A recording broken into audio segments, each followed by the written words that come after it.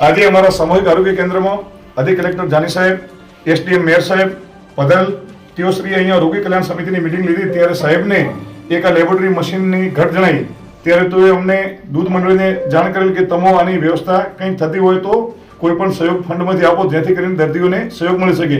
તો અમારા ગુજરાત વિધાનસભાના અધ્યક્ષશ્રી અને ડેરીના ચેરમેન સાહેબશ્રીની પણ એવો જ અભિગમ હતો કે દર્દીઓને સુવિધા મળે તો સહકારી સંસ્થામાંથી ફંડ અવેલેબલ થતું હોય તો કરાવવું જોઈએ.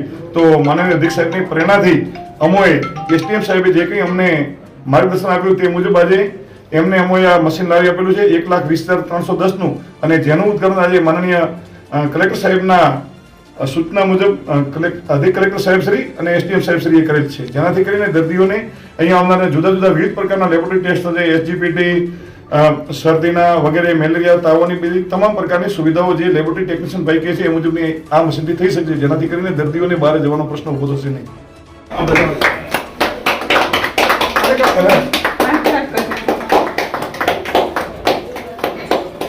ઓકે ઓકે, વાહ, સરસ મજાનું સર. કેટલી વોરંટી?